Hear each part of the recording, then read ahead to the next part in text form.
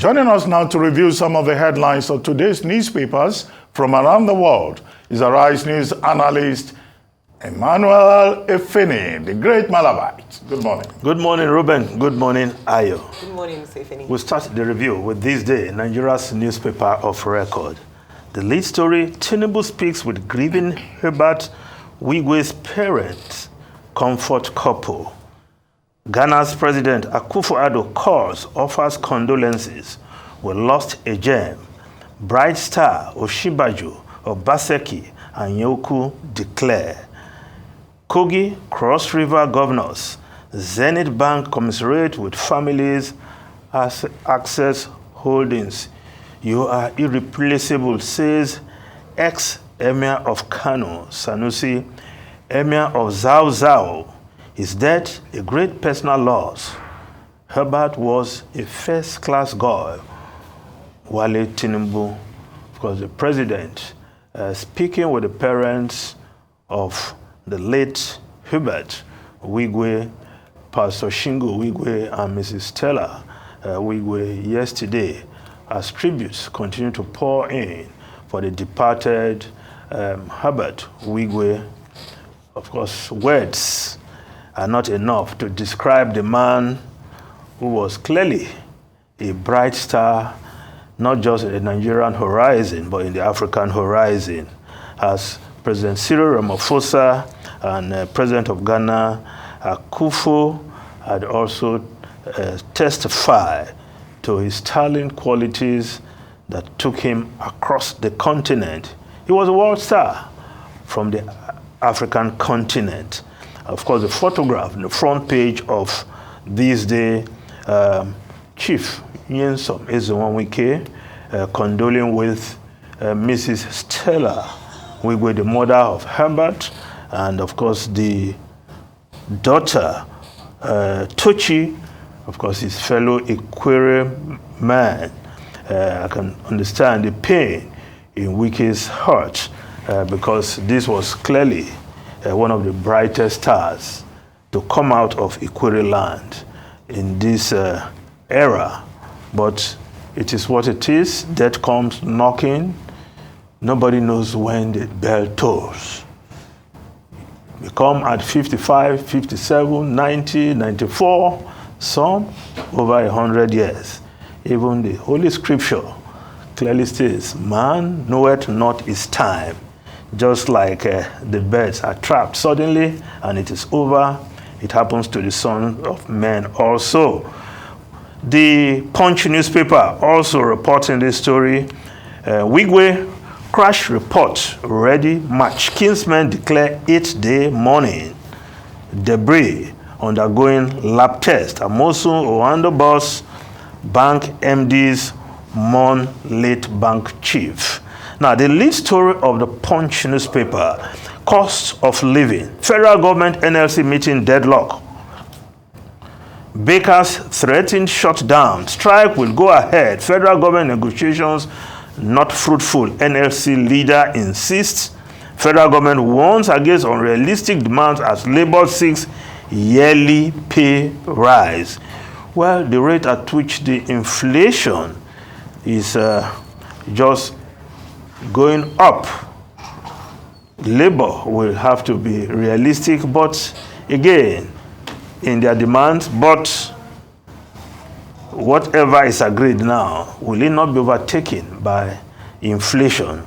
And I think that is where labor is talking about yearly increase to reflect the rate of inflation in the economy. Now, the photograph on the front page of the Punch newspaper and a number of other newspapers, President Bola Ahmed Tinubu, Vice President, and the Super Eagles in that photograph. Yes, Ayo, I told you our silver looks golden. Golden silver. Yes. So it's not surprising that the president and the federal government, they have leveraged on this second place to uplift the spirit of Nigerians, to drive home the message of unity, resilience, which the boys showed. Well, I think I will join the president in commending the boys because After all, there was a year we did not even qualify to go to our. So for us to be there this time and made it all the way to the finals, something just gave there. And the Ivorians with the vociferous home crowd, I'm sure it also affected our boys. Yeah. If I have to look for excuse for them on that day. But going forward, we can always build on that. Yeah, it was intimidating. The crowd was intimidating. Yes. So, national honors, MON, land, house, well, I hope the promise will be kept, because some people, remember many years ago, some had to wait for decades to get their reward. But I want to believe President Bola Ahmed Tinubu will actualize this. But there was no cash gift, or none was made public. Well, let's just move on to other stories. The Guardian newspaper, National Assembly, outrage over 100 billion constituency project, push for 20% budget. National Assembly wants 20% of the budget despite receiving at least 2 trillion naira yearly allocation for constituency projects.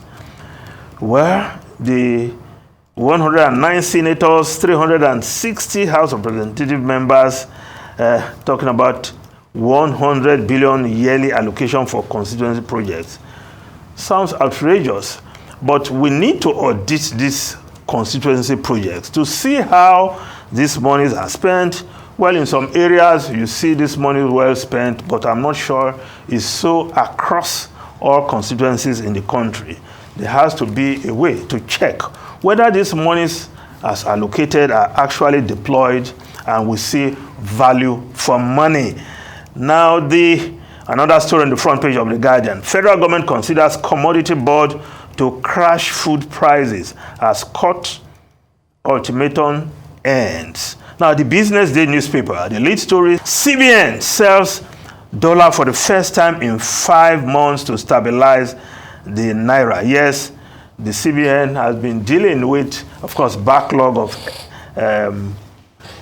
FX obligations and have not been selling dollar. But yesterday, the CBN brought some money, but $90 million, and it was sold for at the rate of 1,490 naira per dollar. And of course, that in itself, not an intervention, because CBN just brought the money and sold at what looks like the market rate, not an intervention to force the value of the naira or to defend the naira as we've heard in the past. Now, the New Telegraph newspaper, Japa, 42,000 nurses, midwives left Nigeria in 3 years. Says average nurse earn 135,000 naira monthly. And you know what these nurses will earn when they just cross the border and find themselves in Europe, Canada, America. Even these days, they receive better in Sierra Leone than in Nigeria. Now, the Daily Trust newspaper, bandits kill 2 policemen, abduct 40 in Zamfara. Family of 21 among captives. The insecurity not abated yet. What the authorities, the military high command are doing, well, but the bandits are still operating freely and with reckless abandon as it is. Now, if we just look at the Blueprint newspaper, of course, the same story taken earlier. Federal government moves commodity board to tackle price volatility. But just one story from the foreign newspapers, the story on all the front pages of the British newspapers.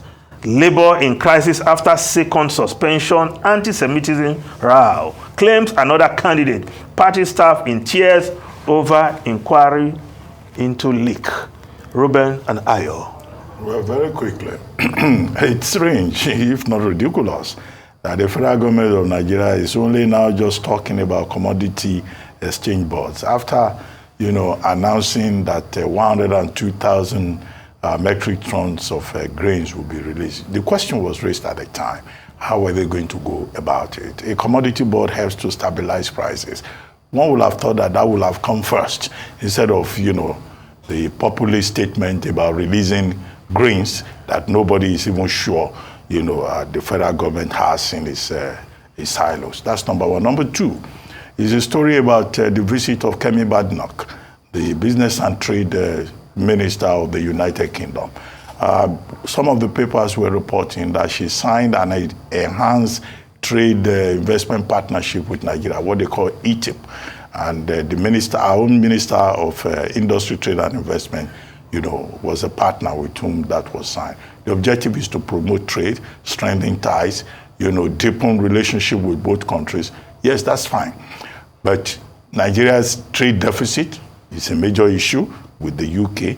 The second issue will also have to be follow-up, whether Nigeria, apart from signing the agreement, can, you know, give effect to some of those agreements. She, you know, visited a school, Charterhouse, and there was also something about a trade fair or something, you know, between UK. So on the surface of it, it looks good to promote trade ties and deepen relationships. However, there was one thing that came up that UK lawyers will now be allowed to practice in Nigeria. Well, I think that's funny because in fact the president of the Nigerian Bar Association, Yakubu Mekiawu, YC Mekiawu, OON, has already issued a statement saying that agreements between Nigeria and the UK should not extend to legal services. Yes, we have the same common law. Is there reciprocity? Yeah, and in any case, there's no reciprocity. There's no such, you know, partnership. You know, and Nigerian lawyers cannot compete with the British jurisdiction. It will be a disadvantage if you have to allow British lawyers to come and practice here. And in any case, for them to practice in Nigeria, they have to be called to the Nigerian bar. If you are not, you know, a counsel in the UK, you can't actually practice in their own jurisdiction. So trade, they should stay with trade. They should not begin to say legal services as part of bilateral agreement. Maybe there's something to explore there, Ruben. No, it's nothing to explore there. It will be to the disadvantage of the Nigerian Bar Association. Are you giving up that we cannot even go and practice over there? There are Nigerians who practice there who are also members of the UK Bar, UK and Wales, England and Wales, as it is on. You don't want lawyers to go and earn hard currency over there also, Nigerian lawyers. Anyway, maybe you read the statement by the NBA president, which is also the position of many Nigerian lawyers. Thank you very much, Emmanuel.